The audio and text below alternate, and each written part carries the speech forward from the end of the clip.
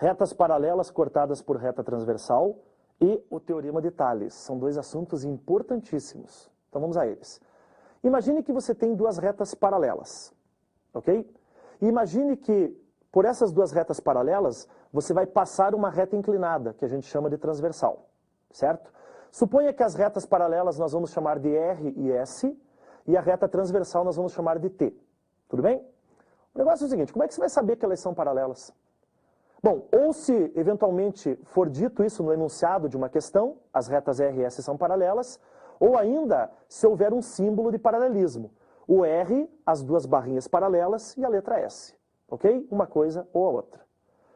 Bom, essa reta T que é inclinada, imagine que ela só não é perpendicular, ela só não forma 90 graus com as outras duas. Imagine que ela tem uma outra inclinação. Então, veja aí nesse desenho que eu vou fazer para você, o que vai acontecer com os ângulos. Olha só, observe. Você tem então, eu vou marcar ângulos com as letras latinas, as letras do nosso alfabeto, Azinho, Bzinho, Czinho e Dzinho, ok?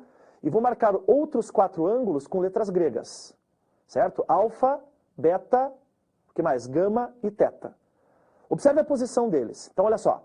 Observe que o Azinho é um ângulo que tem menos do que 90 graus. Claro, aí eu estou confiando na figura, mas estamos estabelecendo isso.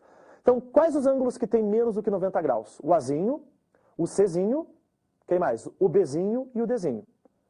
Você viu no bloco anterior que quando um ângulo tem menos de 90 graus, ele é chamado de quê? Ângulo agudo. Muito bem, agora vamos marcar os outros ângulos. Vamos lá. O alfa, olha só, alfa, beta, gama e teta. Gente, esses ângulos são maiores do que 90 graus, então eles são ângulos o quê? Obtusos, certo? Olha a posição deles. Tá, agora vai me acompanhando. Imagine que o ângulo Azinho, o ângulo Czinho, o Bzinho e o Dzinho, gente, eles têm a mesma medida. Por quê? Porque quando você tem duas retas paralelas cortadas por uma reta transversal, esses ângulos agudos, eles têm exatamente a mesma medida. Não importa como eles se chamam. Ah, são colaterais internos, alternos internos. O nome é até secundário. O importante é que você entenda que todos eles têm a mesma medida. E não esqueça que a mesma medida você pode dizer que são ângulos congruentes. Ok? Da mesma forma, os outros, os com a letra grega, alfa, beta, gama e teta, são ângulos que têm a mesma medida, são ângulos maiores do que 90. Pessoal, então nós temos quantos ângulos? 8 ângulos. São 4 agudos, 4 obtusos. Agora vem a parte boa. Quanto dá a soma de um ângulo agudo com obtuso? Quanto? A soma dá 180. Pessoal, nessa circunstância, nesse desenho, nesse formato, sempre que eu somar um ângulo agudo com um ângulo obtuso em qualquer posição, a soma deles vai dar 180. Então eles são suplementares.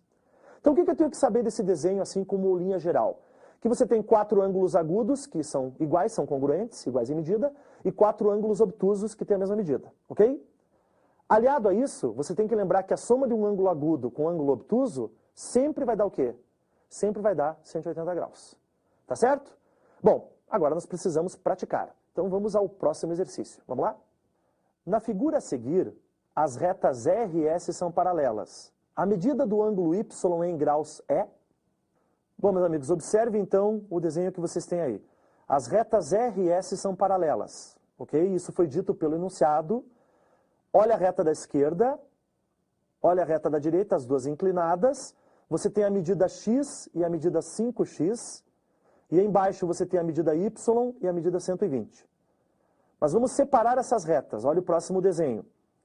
Usando só a reta da esquerda, que eu vou chamar de A, aqueles x mais 5x que você viu antes, somando, deu 6x.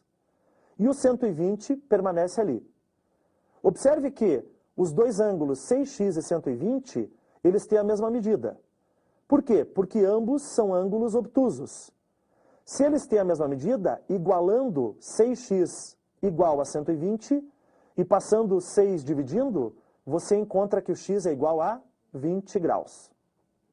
Agora que você usou a reta da esquerda, você vai usar a reta da direita, que nós vamos chamar de B. Você já descobriu que x é igual a 20 graus. E aquele 5x que você tem aí, você troca o x por 20. 5 vezes 20 igual a 100. Bom, se você sabe que o ângulo é 100, agora como é que eu descubro o ângulo de baixo, que é o y? Como um deles é agudo e o outro é obtuso, a soma dos dois tem que ser igual a 180. Facilitando a tua visualização, olha a próxima figura. Eu vou marcar um ângulo Z. Este ângulo Z que eu marquei tem a mesma medida do Y. Os dois agora são agudos. Mas quanto vale a soma de Z com 100?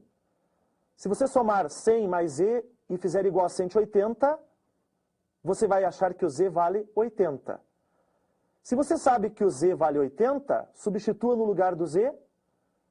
Acontece que o 80 é igual ao Y de baixo.